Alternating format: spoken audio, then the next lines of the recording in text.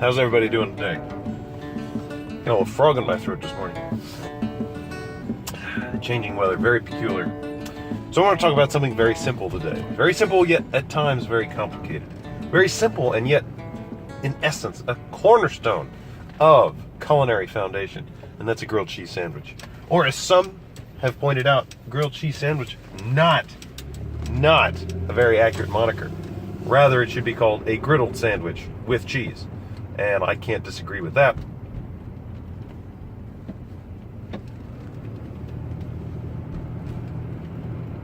Sorry. School bus who was waving me past, so I want to be very, very careful there. Griddled sandwich with cheese. Now, grilled cheese, very, very simple. 2 slices of bread grilled with some type of fat, griddled with some type of fat. Cheese on the inside made to melt through the heat of the griddling process. Very simple, yet wide variety of ways that one can go about doing this. The standard way would be to take a sliced white or wheat bread and throw on a slice of American cheese. And that makes a tasty little snack.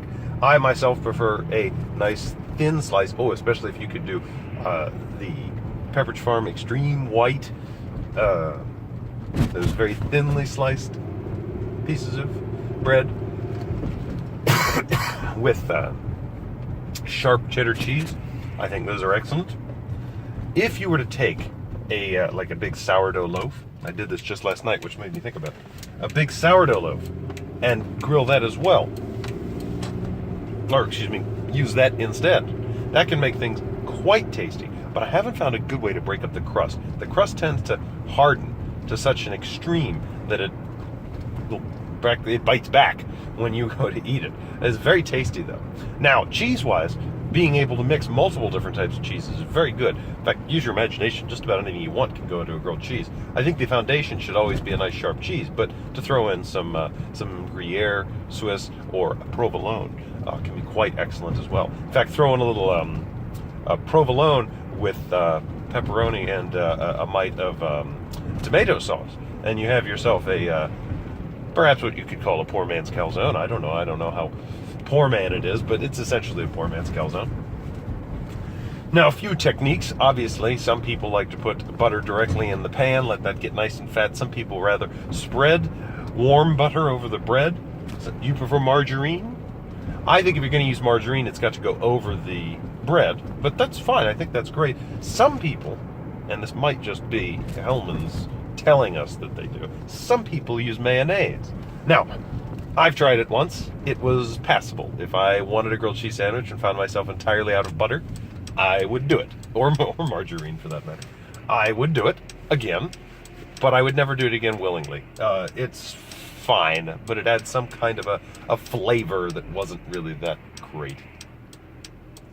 So my secret trick to a great grilled cheese sandwich is very simple.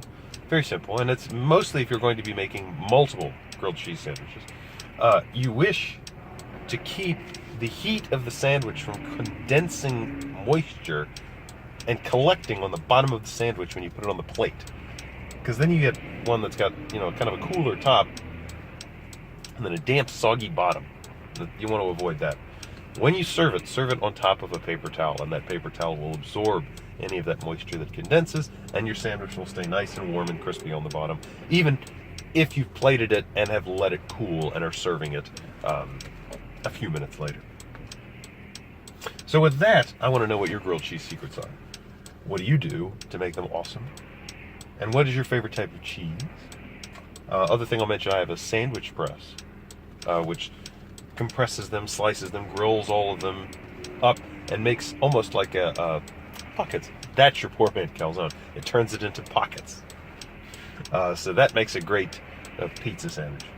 But I want to hear what your secrets for griddled cheese sandwich. And as always, have a nice day.